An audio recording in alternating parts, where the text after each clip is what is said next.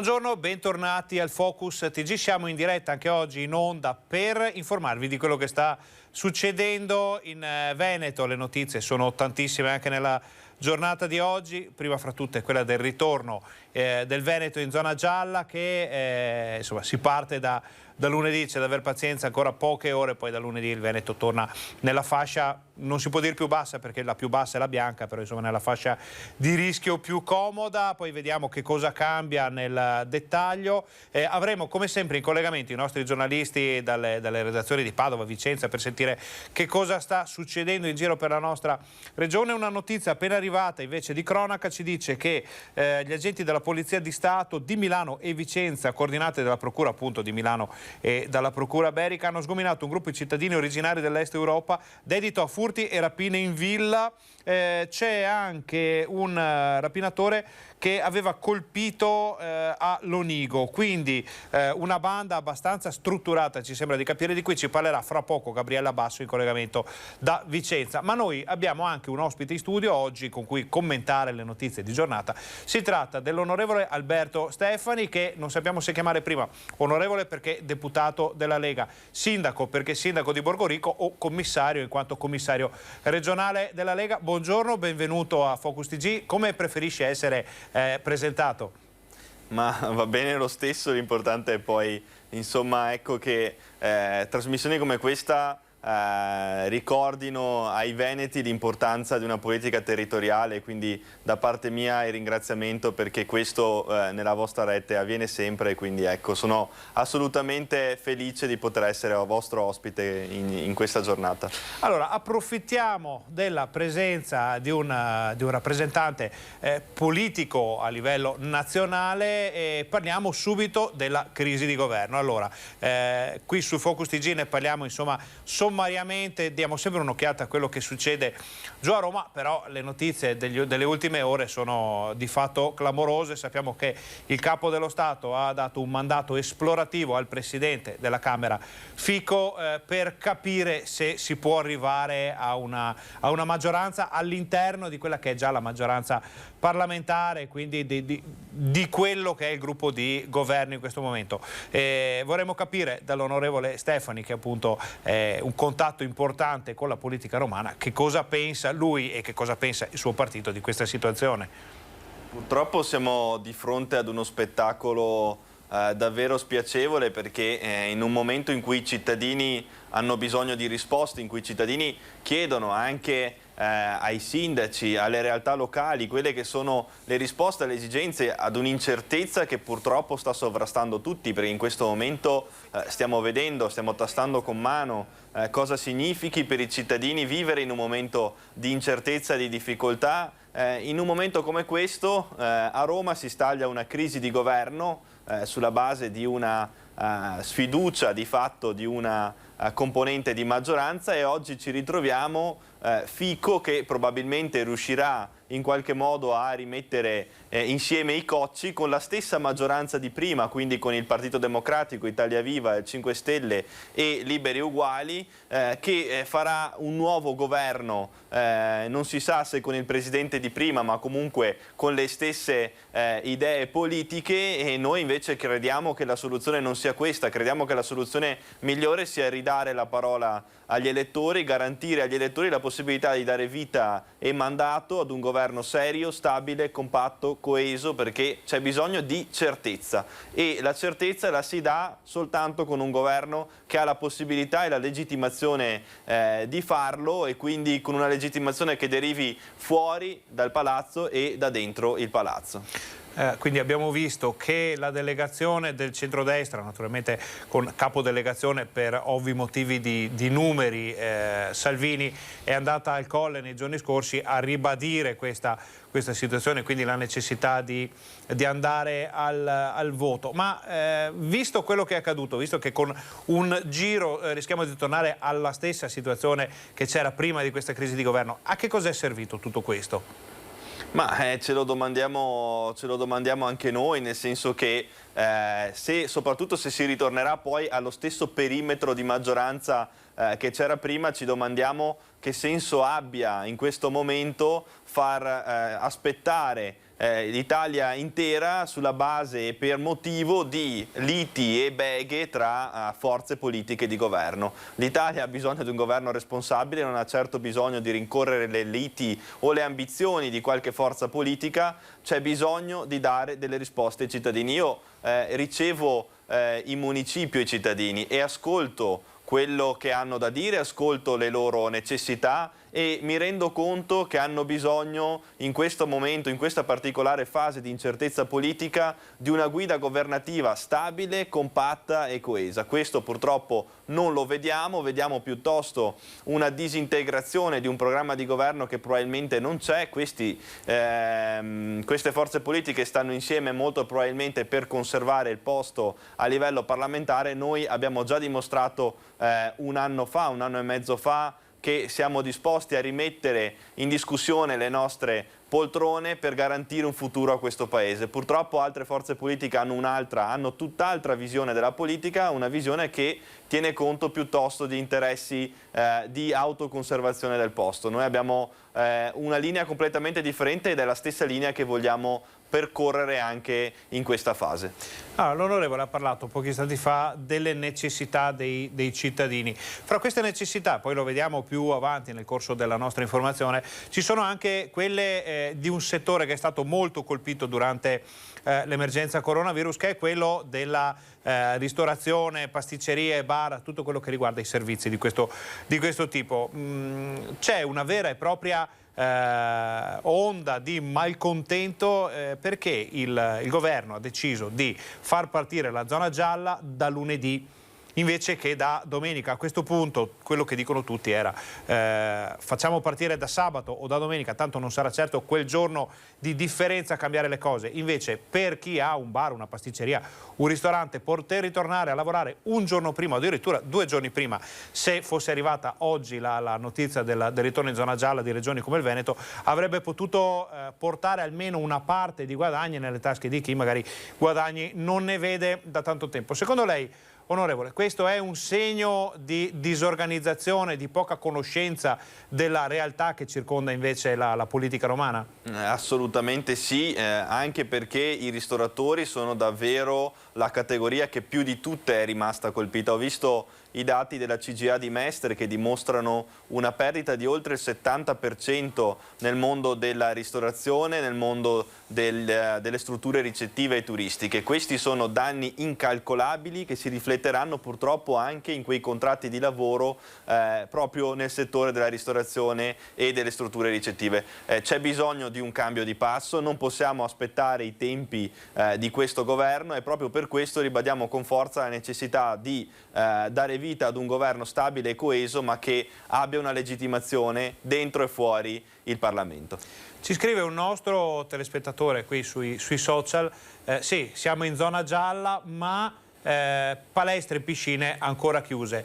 Secondo lei c'è qualcosa che si può fare per andare incontro subito a questi settori? A parte che ci sarebbe la necessità di garantire anche a loro un maggior numero di ristori, ho visto che soltanto il 7% dei ristori sono stati dati in proporzione rispetto ai mancati incassi, quindi alle restrizioni di fatturato che queste imprese hanno subito. Su 343 miliardi di mancati incassi, soltanto il 29 miliardi di euro sono stati dati come ristori alle imprese, quindi credo che siano dati che parlino da soli.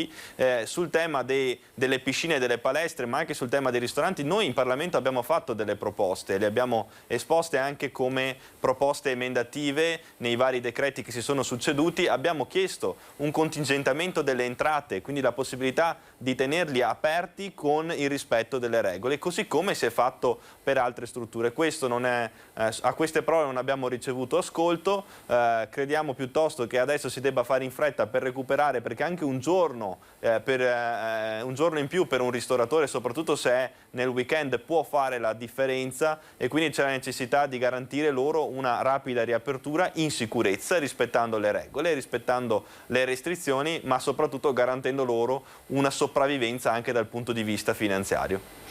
Allora, noi vediamo che sta arrivando il collegamento con la nostra redazione di Padova. C'è Guido Barbato assieme a Francesco Ratai che sono pronti a entrare in collegamento con noi qui in studio. Guido, possiamo darvi la linea? Sì, siamo pronti. Buongiorno. Benissimo, allora ci colleghiamo con Padova, Guido Barbato, Francesco Ratai per le ultime notizie da Padova. Buongiorno ragazzi, come va?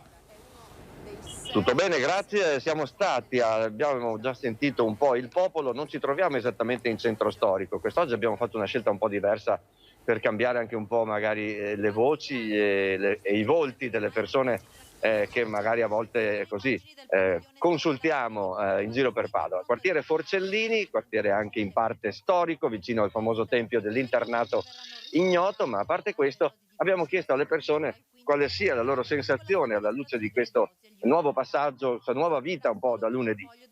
Devo dire che la maggioranza ha accolto questa decisione del governo con grande sollievo, anche psicologico, qualcuno l'ha proprio detto senza tanti mezzi termini, e questo è un aspetto decisamente vero, reale, no? Condivisibile. Dopodiché però la frase successiva a questa prima risposta è sì, però teniamo appunto la mascherina, continuiamo ad essere prudenti. Prudente innanzitutto sembra essere l'atteggiamento immediatamente successivo a questo, appunto, come ribadisco, necessità di sollievo, di poter andare negli esercizi pubblici, insomma in orario anche magari sedersi, rispettando le norme che già gli esercizi rispettano, e poter tornare magari al museo. È una cosa che molti ci tengono, alle mostre, qui a Padova ce ne sono alcune di veramente strepitose, sapete che però gli esercenti e i ristoratori, casomai poi sentiremo insieme il loro parere, dicono peccato però non aver iniziato questa nuova fase dalla giornata di domenica, quando nelle precedenti disposizioni governative si iniziava di domenica, e quindi una giornata magari di lavoro a metà per il solo asporto, quella di domani, domenica, il 31 gennaio. C'è un'altra invece curiosità che vi raccontiamo da Cittadella. Ordinanza urgente del sindaco in vista della riapertura delle scuole superiori al 50%, ci sono alcuni istituti in territorio cittadellese, obbligo per i ragazzi, per gli studenti di fare il percorso più breve per tornare a casa e divieto di sostare all'aperto fuori dagli istituti superiori e nelle vie della città frequentate abitualmente dagli studenti. Quindi come della serie a casa dritti un po', no? Come ci raccomandavano i nostri genitori, per evitare ovviamente insomma gli assembramenti. Quindi l'ordinanza punta proprio a questo: nessun assembramento da parte degli studenti delle superiori all'entrata e all'uscita della scuola. Vigileranno la polizia locale, vigilerà la polizia locale. Il tutto è stato concordato non solo dal sindaco Luca Pierobon, ma anche dai dirigenti scolastici e dalle ditte di trasporto pubblico, che appunto porteranno e riporteranno a casa i ragazzi delle superiori di Cittadella. Molto bene, questo è un tema molto importante che approfondiremo, Guido, con il nostro ospite in studio, che è l'onorevole Alberto Stefani, che si toglie magari la casacca di parlamentare e veste quella di sindaco di Borgoricco per questo tema. Lasciamo Guido in collegamento perché magari poi riusciamo a farlo interagire con l'onorevole. Secondo lei sono giuste queste dinamiche? È stato fatto bene questo lavoro per arrivare alla riapertura delle scuole da parte, in questo caso, di un suo collega come quello di Cittadella?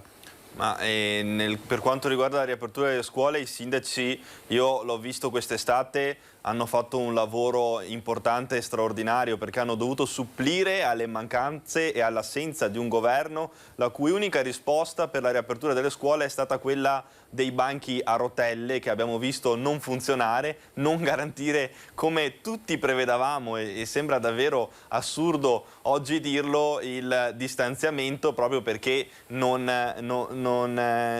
erano così necessari proprio a tal fine, e abbiamo provveduto anche con edilizia pubblica a garantire, tramite l'abbattimento di alcune pareti, la ristrutturazione di alcune scuole, la creazione di zone a traffico limitato, il minor assembramento possibile. L'abbiamo fatto soprattutto con risorse nostre, quindi con risorse comunali, e c'è la necessità ancora di attenzionare questo tema proprio per garantire il rispetto delle normative. È chiaro che i sindaci anche in questo caso, e proprio per questo prima ho fatto un richiamo alla politica territoriale, hanno garantito al territorio un'ancora di salvezza e l'hanno fatto anche in questo caso con la riapertura delle scuole. Siamo rimasti in contatto noi sindaci del territorio per coordinarci nel migliore dei modi per garantire appunto questa soluzione che è stata trovata in gran parte dei comuni, e credo che ancora una volta la politica locale abbia dimostrato cosa significhi far politica ad un governo che purtroppo è ancora lontano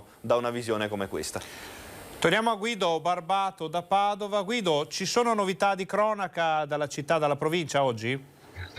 Al momento no, al di là della presentazione piuttosto importante che c'è stata ieri relativa al grande centro di vaccinazioni popolare, come è stato definito così, in collaborazione tra Comune, Padova Fiere e ULSS 6. Volevo chiedere una cosa invece al sindaco di Borgorico, però per esempio sulla politica dei trasporti ci sarebbe stato tutto il tempo per contattare, che so, aziende anche di trasporto privato per andare a supplire o perlomeno a dare lo stesso tipo di trasporto per lo stesso numero di studenti, utilizzando però più mezzi in modo da non stiparli come sappiamo succede. Ecco, forse su questo si è arrivati un po' in ritardo, non so se lei è d'accordo su questa mia osservazione. Si poteva già da settembre, probabilmente il tempo non è mancato, ci sono state per carità anche le elezioni regionali, però insomma dipende, perché poi in realtà le procedure necessitano chiaramente di gare e di affidamenti che devono essere fatte in trasparenza,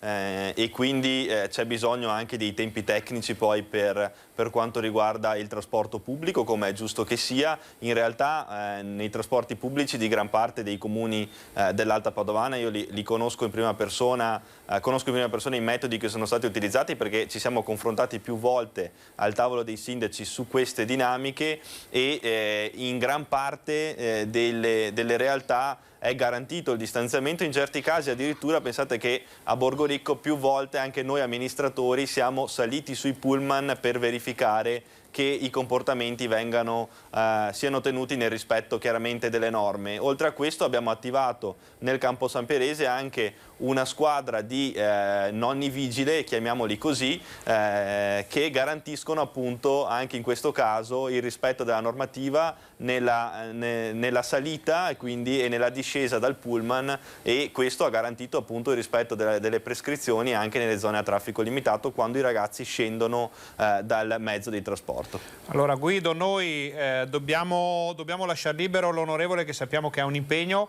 Ringraziamo Guido Barbato e Francesco Rattai per il collegamento da Padova. Se ci saranno notizie di cronaca non esitate a richiamarci in qualsiasi momento, noi fino alle 13 siamo in diretta. Grazie Guido, grazie Francesco, buon lavoro. Saluti a tutti, buongiorno. Allora, torniamo in studio, abbiamo visto anche questo confronto su un tema molto importante come quello del trasporto pubblico con l'onorevole che però lo stava fuggendo. Lo inquadriamo l'ultima volta per salutarlo, per ringraziarlo per essere stato qui con noi. Grazie a voi. Abbiamo fatto una cosa organizzata al volo, ma è sempre bene avere qui in studio ospite un rappresentante delle istituzioni, qualcuno che ci possa spiegare che cosa succede anche fuori dal nostro Veneto. Quindi magari ci rivedremo fra qualche giorno, la settimana prossima, per capire come è andata a finire la crisi di governo, se ci sarà un nuovo governo Conte, un nuovo governo con questa maggioranza, o se si andrà al voto. Grazie per essere stato con noi. Grazie a voi e buona giornata. Bene, torniamo in studio, ringraziamo ancora l'onorevole. Noi allora facciamo un po' il punto della situazione. Noi ci collegheremo fra qualche istante con Angelica Montagna, la nostra collega della redazione di Bassano, dal centro di Bassano, per capire anche in città, in provincia, che cosa succede con la zona gialla, l'arrivo della zona gialla, che cosa succede con i saldi, perché è un altro tema molto, molto importante. C'è una grande attesa per l'avvio dei saldi in questo periodo e dovrebbe arrivare fra pochi istanti. Intanto vediamo un po' di cronaca di quella che c'è già arrivata, perché c'è un incendio di questa mattina di cui vi facciamo vedere magari qualche fotografia grazie alla regia sempre presente di Fabio Verin, perché dalle 7 circa i vigili del fuoco stanno operando, adesso dovrebbero aver finito, in via Istria, in località Gazzara, Venezia, per l'incendio di un tetto di un'abitazione. Nessuna persona è rimasta ferita. Vediamo se c'è qualche altra foto. Sì, allora, i pompieri sono arrivati con un'autopompa, 2 autobotti, un'autoscala e 12 operatori sono riusciti a circoscrivere le fiamme del tetto in legno, sezionandone una parte, evitando così un incendio generalizzato. Adesso sono in corso le operazioni di bonifica e di accertamento delle cause. Le operazioni di soccorso e vigili del fuoco termineranno presumibilmente in tarda mattinata, quindi è facile che siano in via di conclusione. Torniamo in studio per capire se riusciamo a stabilire questo collegamento con Angelica Montagna, ma non ne vediamo traccia. Insomma, i nostri colleghi stanno lavorando in città. Adesso abbiamo anche Vicenza pronta a entrare, però dobbiamo aspettare un po', perché qui c'è la pubblicità fra poco. Altra notizia molto importante, di cui cercheremo di darvi altre informazioni fra poco, è quella che riguarda un terremoto. Anzi, vediamo il sito dell'INGV, ovvero dell'Istituto Nazionale di Geofisica e Vulcanologia. Se ne dà già traccia. Eccola qua. Allora, sempre con la regia di Fabio Verin, vediamo la nostra pagina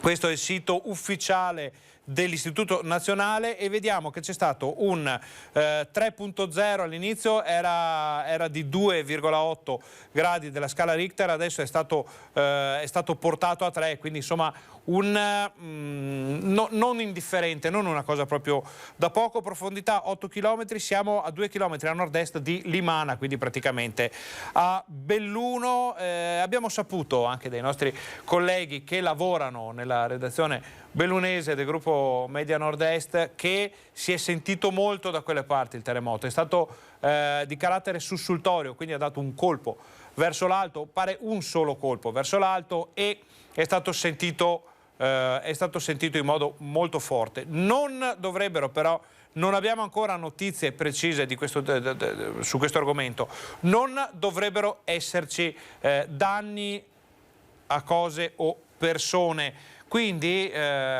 per ora si tratta solo di tantissima paura a Belluno e nella zona limitrofa a causa di questo sisma.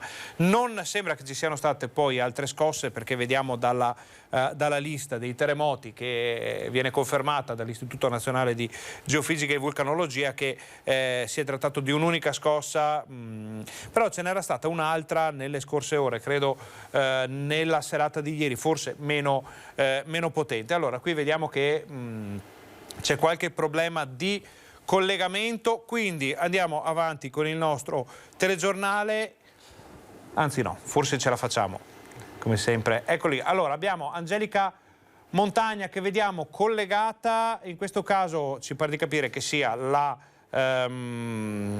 stazione degli autobus di Bassano del Grappa, perché parliamo di ripartenza delle scuole, quindi di tutte le dinamiche che sono in corso per consentire ai ragazzi di tornare in classe in modo sicuro già da lunedì. Buongiorno Angelica, che con Alessandro Costacurta ci fa questo collegamento. Raccontateci la situazione.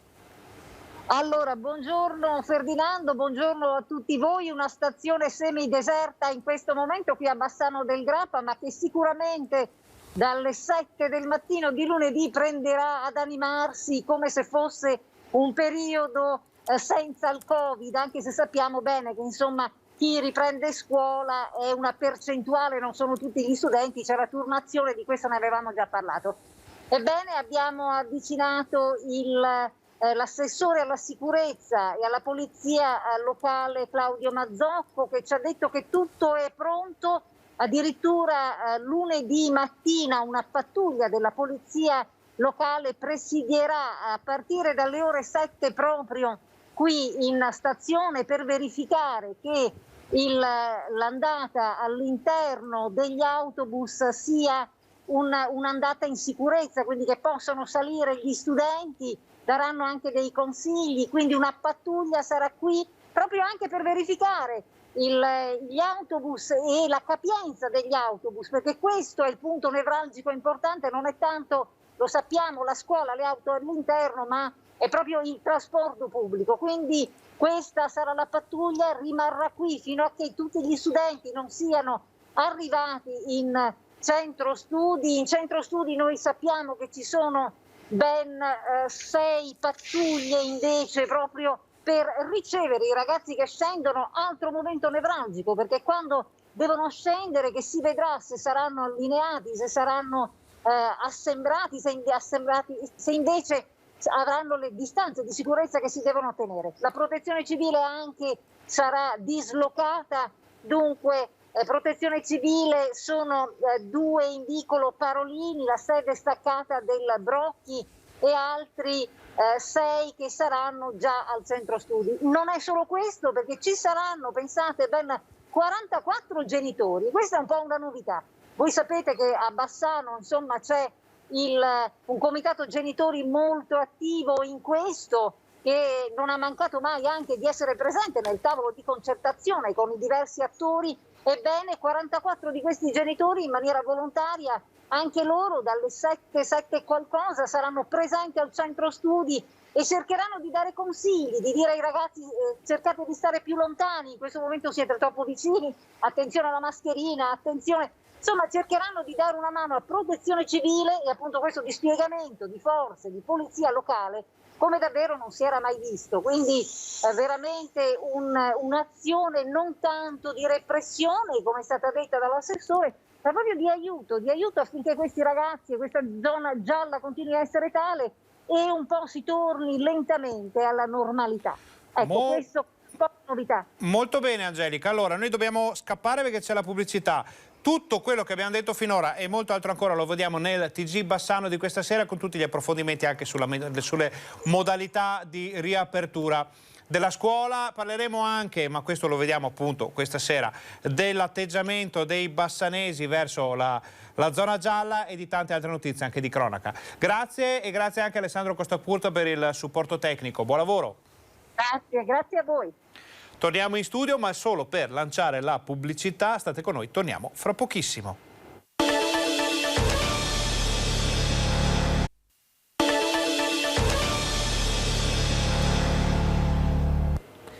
Buongiorno, bentornati al nostro Focus TG. Siamo in diretta anche oggi in onda per informarvi di quello che sta succedendo in Veneto. Abbiamo sentito le notizie da Padova, soprattutto più che la cronaca padovana, quello che è un po' il polso dei cittadini sulle novità relative alla zona gialla in cui stiamo entrando. Appunto, da lunedì torneremo in zona gialla in Veneto. Fra poco vedremo cosa cambia con questo passaggio dall'arancione alla fase meno rischiosa, quindi spostamenti, dinamiche, apertura di negozi, quello che succede. Abbiamo sentito anche le notizie da Bassano, dove essendo città scolastica molto importante, tra l'altro c'è il liceo Brocchi che risulta essere uno fra i più importanti e grandi del Veneto, sicuramente forse anche del paese, perché il numero di studenti è veramente altissimo, quindi a Bassano arriva una quantità davvero alta di ragazzi e c'è la necessità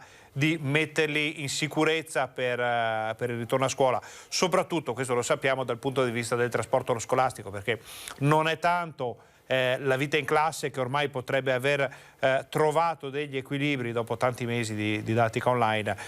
Tornare alla didattica in presenza farà solamente bene.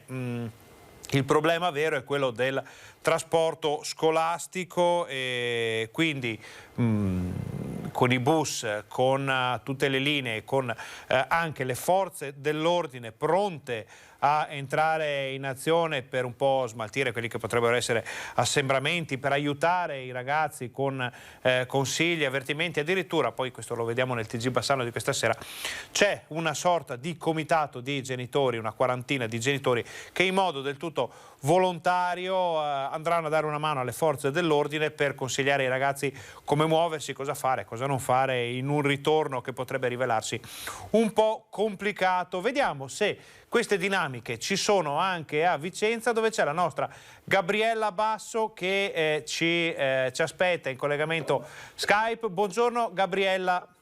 Buongiorno a te Ferdinando e telespettatori di Rete Veneta. Allora, parlavamo di scuola, ma prima di parlare di scuola noi approfittiamo un po' della tua presenza, perché tu per noi sei una sorta di centro meteo viaggiante. In base a come ti presenti nei nostri collegamenti quotidiani sappiamo se a Vicenza fa freddo, fa molto freddo o vira verso il caldo. Siamo nel bel mezzo dei cosiddetti giorni della merla, che per tradizione sono i più freddi dell'anno, e vorremmo capire allora dalla nostra esperta vicentina che aria tira da quelle parti. Allora, diciamo che al sole la temperatura è sopportabile, scalda abbastanza il sole, anche se adesso si sta offuscando.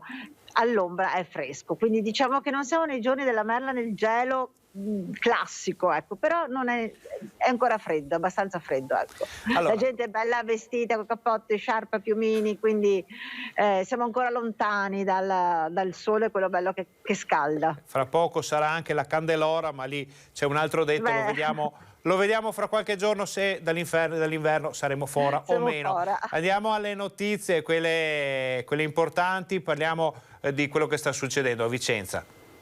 Beh, partiamo soprattutto con la cronaca, perché c'è stata un'operazione della squadra mobile di Vicenza assieme ai colleghi di Milano, della sezione rapine della squadra mobile di Vicenza per l'esattezza, nella notte di mercoledì di questa settimana, insomma, che sta terminando.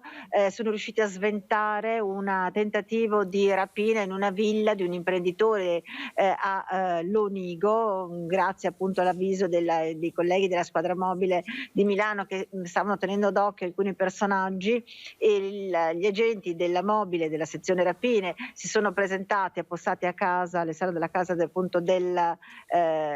soggetto che doveva essere rapinato. Erano in casa i proprietari, e nel momento in cui stavano per entrare, per varcare il cancello, la muretta dell'abitazione, si sono avventati sui rapinatori. 2 sono anche riusciti a scappare, poi sono stati presi di nuovo, e vedete infatti le immagini degli arresti. E quindi insomma è stata un'azione estremamente importante anche di collaborazione tra 2 questure, quella di Milano e di Vicenza. Si tratta di 3 soggetti dell'est Europa, con evidenti pregiudizi già a loro carico, e adesso si sta indagando se eventualmente possono essere responsabili di altri tentativi o di altri furti perpetrati sia in Lombardia, ma anche e soprattutto in Veneto. Diciamo che in un certo senso erano un po' trasfertisti, se vogliamo, tra Lombardia e Veneto, bazzicavano queste zone per effettuare appunto furti e rapine. Poi questa notizia assieme a molte altre la vediamo più approfondita nel TG Vicenza di questa sera. Vicenza, sempre molti fatti di cronaca, lo sappiamo, una delle città più importanti del Veneto da questo punto di vista, ma è importante anche per chi ci vive, per i cittadini, per gli studenti. Che aria tira da quelle parti oggi fra ritorno in zona gialla e riapertura delle scuole, Gabriella? Ma guarda, per quanto riguarda il ritorno in zona gialla, abbiamo cercato con la collega Luisa Bertini di fare un'inchiesta un po' particolare, nel senso che di cercare di capire, al di là di se sono contenti o meno di essere in zona gialla, che già avevamo sentito nei giorni scorsi, i vicentini insomma aspettavano, sono stanchi, avevano bisogno di uscire, di muoversi, anche se devo dire che la zona arancione ha sempre visto abbastanza movimento in città Vicenza. Però il giallo significa bar aperti, ristoranti aperti, significa tante cose in più da poter fare, insomma, e più che altro volevamo capire quale sarebbe stata la cosa che avrebbe voluto fare in assoluto prima di tutti.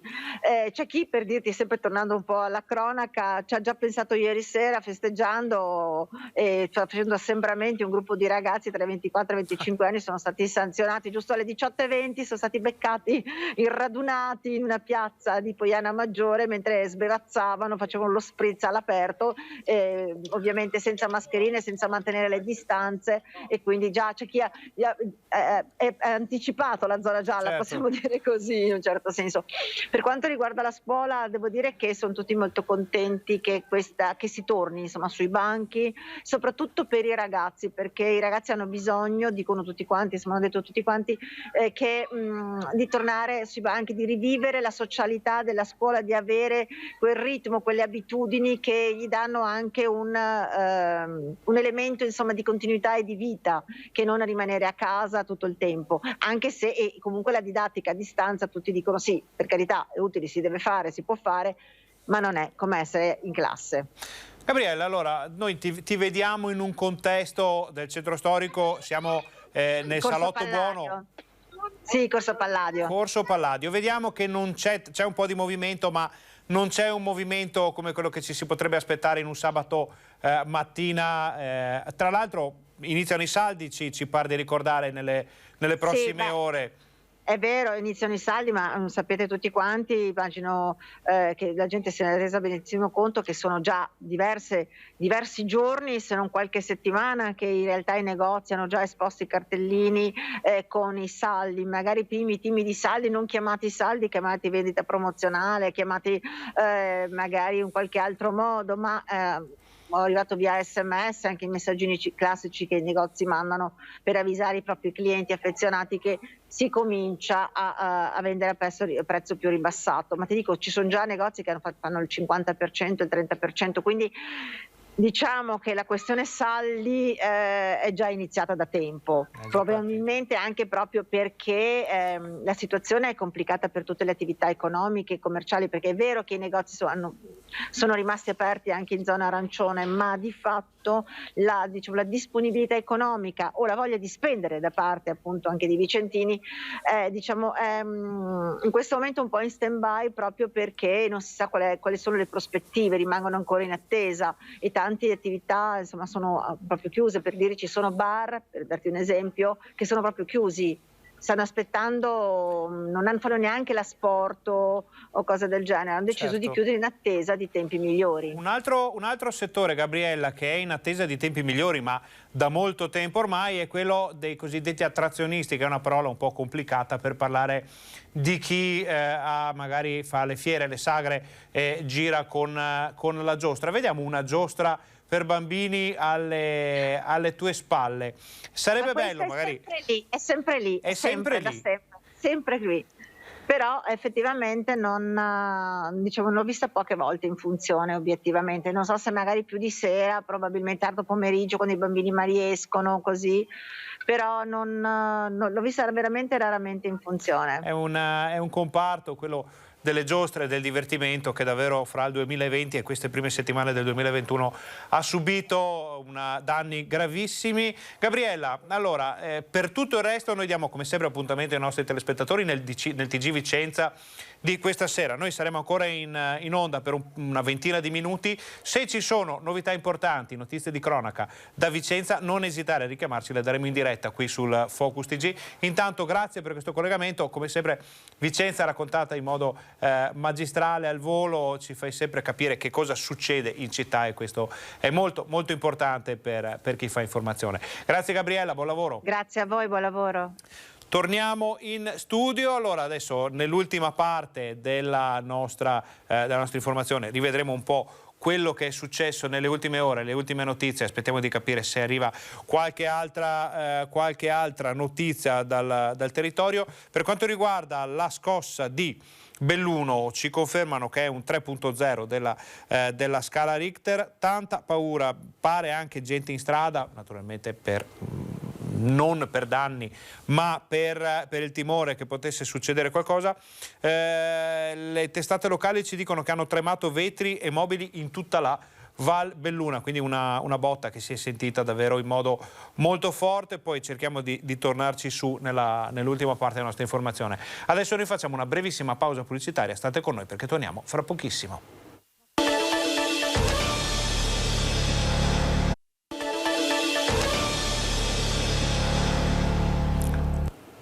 Buongiorno, bentornati al nostro Focus TG. Siamo in onda, in diretta anche oggi per informarvi di quello che sta succedendo in Veneto. E in Veneto è successo anche che c'è stata una scossa di terremoto che è stata udita in modo molto molto distinto in provincia di Belluno e anche a Belluno. A questo proposito abbiamo la nostra Tiziana Bolognani in collegamento proprio da Belluno. Buongiorno Tiziana, raccontaci cos'è successo. Buongiorno Ferdinando. La curiosità è che mi trovavo al telefono con il nostro coordinatore centrale Nicola Zanetti e con lui stavamo discutendo dei servizi di giornata, quando ad un tratto abbiamo sentito, e lo ha sentito anche Nicola che era al telefono con me, un rumore fortissimo mentre io in redazione, che è al piano terra, avevo avuto la netta sensazione che il pavimento si alzasse improvvisamente e poi ripiombasse a terra. Questo è accaduto alle 10:56 di oggi. All'inizio questa scossa di terremoto è stata stimata con una magnitudo pari a 2,8 della scala Richter, e poi nel proseguo della giornata INGV ha aggiornato la stima e la magnitudo è stata confermata a 3,0 della scala Richter, e la profondità, che inizialmente era stata segnalata a 14 km, invece è una profondità molto più superficiale, solo 1 chilometro. E l'epicentro è proprio in città, a Belluno. Io sono rientrata da poco dalla primissima periferia di Belluno, la località tra Mier e Giamosa, in mezzo ai boschi. Lì la gente ha sentito violenta questa scossa, che è durata pochi secondi, ma che è stata preceduta da un importante boato, che è stata avvertita proprio, come ti dicevo, anche ai piani terra.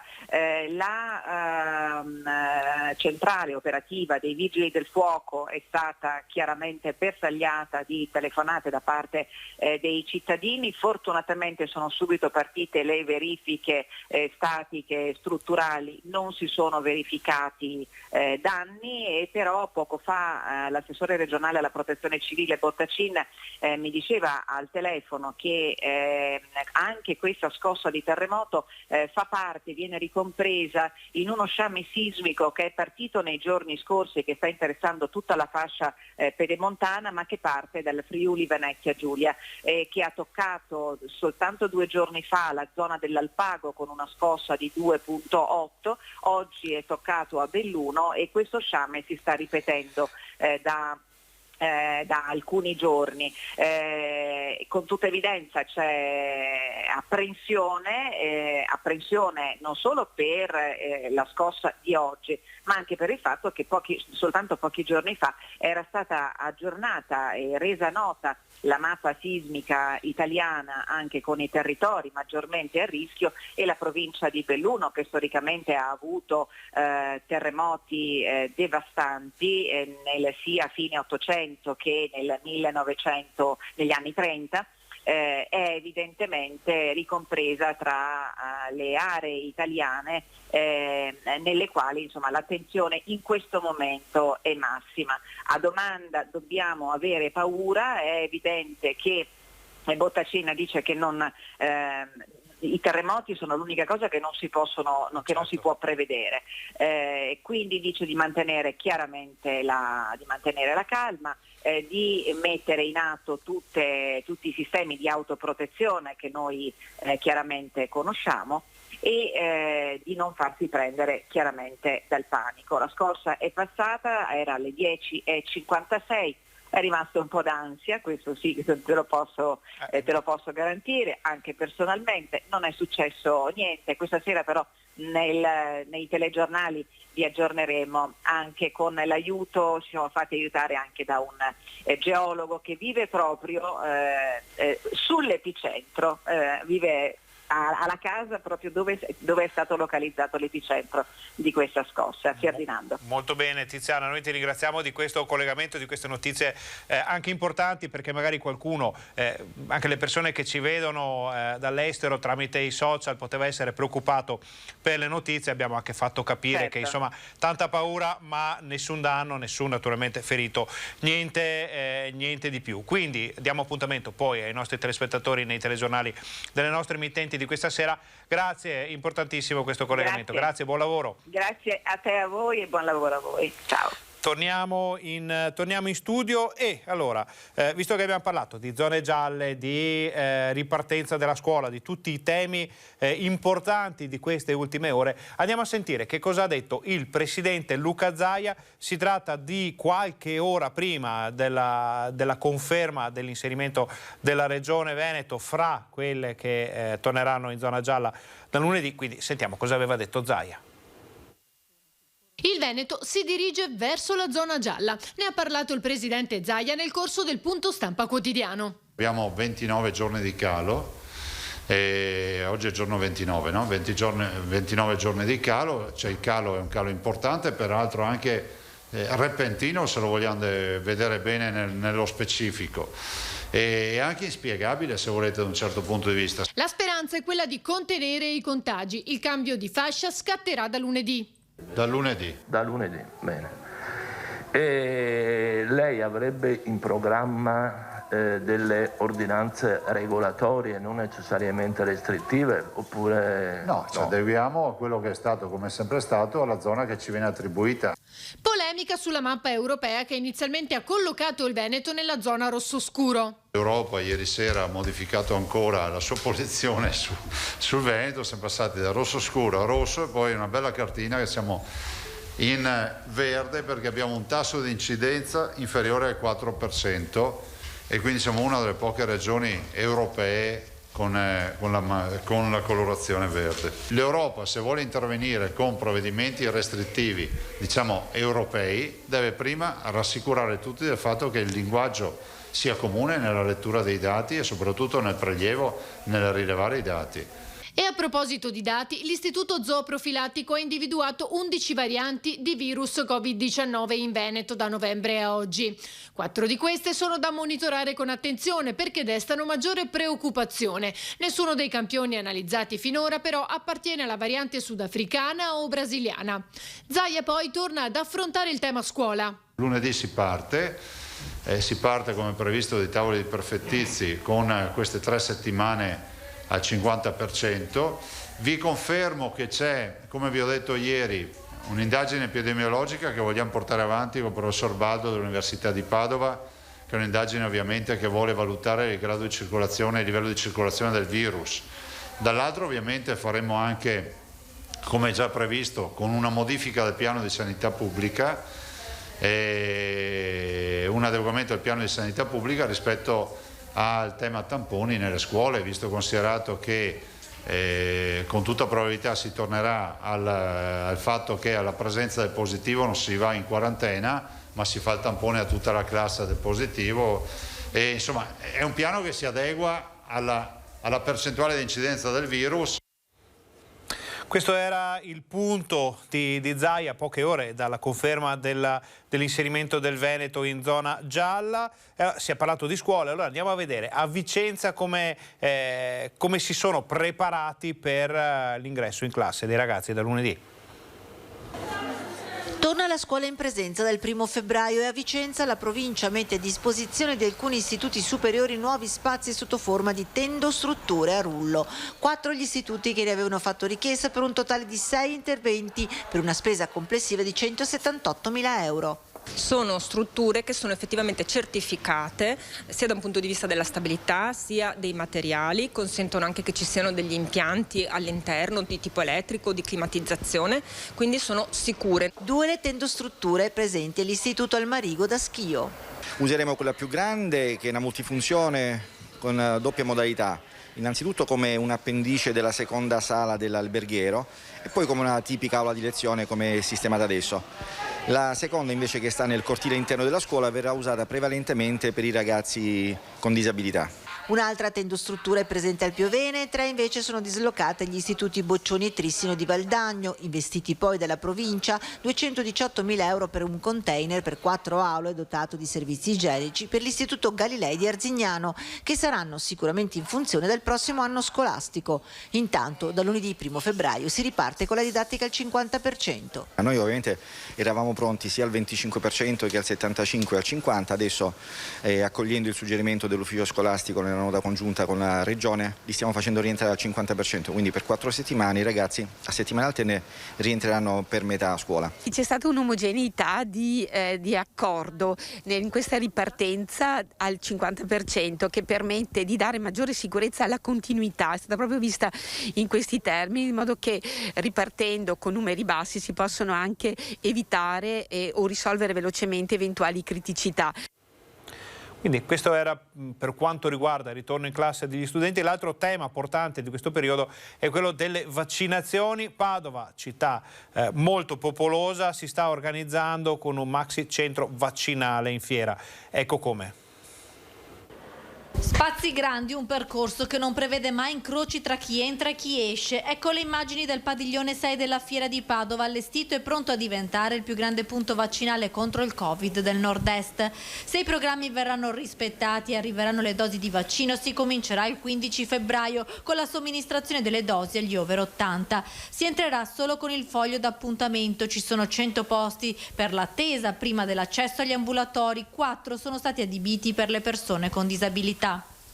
Vi mostriamo come ci si comporterà all'interno di uno degli ambulatori allestiti qui in fiera. Si entra, qui ci sarà il medico per l'anamnesi e poi la persona da vaccinare verrà portata qui dove effettuerà materialmente il vaccino. Una volta conclusa la somministrazione si sosterrà per 15 minuti nella parte del monitoraggio e poi si potrà uscire nuovamente nell'ampio parcheggio. L'USL 6 sta preparando in questi giorni le lettere da inviare agli anziani. Si partirà con la classe 1941, circa 7.000 persone in tutta la provincia, poi a scendere con quelli nati prima di quell'anno, in totale circa 65.000 anziani.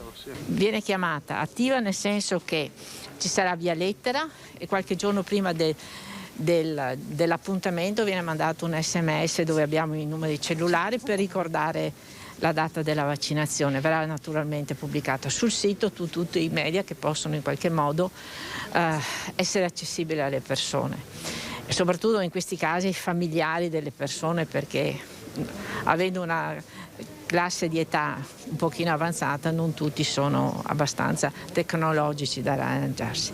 L'anziano non completamente autosufficiente potrà essere accompagnato da un familiare, ma ci sarà anche personale della Croce Rossa e Croce Verde a disposizione per facilitare le procedure. Si stima che a regime nel padiglione 6 vengano vaccinate 1.000 persone al giorno, 3.500 in totale con gli altri 5 centri vaccinali della provincia. Per non sprecare dosi e tempo è necessario che vengano gestiti al meglio gli arrivi e che tutti si presentino all'appuntamento. Una disdetta dell'ultimo momento potrebbe causare uno spreco di dosi. Il vaccino arriva e viene mantenuto a meno 80 gradi, poi viene scongelato nella quantità che sappiamo essere necessaria. Dal momento in cui, e può durare 5 giorni in questa modalità, dal momento in cui però viene diluito e si fanno le famose 6 fiale, le 6 fiale se non vengono usate devono essere eliminate. Quindi è fondamentale per noi avere la certezza che chi dice di venire venga e trovare un sistema per il quale comunque la dose vaccinale venga garantita. Questo era il nostro ultimo servizio, ma prima di salutarvi vi facciamo vedere i dati che sono arrivati poco fa dall'azienda Zero della Regione del Veneto. Riguardano questa mattina. Ci dicono che in Veneto abbiamo in questo momento 34.677 persone positive, un numero molto minore rispetto ai giorni scorsi, 520 nuovi positivi riscontrati nelle ultime ore. Scendiamo nella seconda parte della tabella, importantissima, perché vediamo che sono meno di 2.000 i ricoverati in area non critica e 261 le persone in terapia intensiva, sono da segnalare anche 5 decessi. Come sarà andata oggi lo vedremo nel nostro telegiornale TG Bassano, TG Vicenza di questa sera, ai quali vi diamo appuntamento per il resto della nostra informazione. Grazie per essere stati con noi, buon pomeriggio.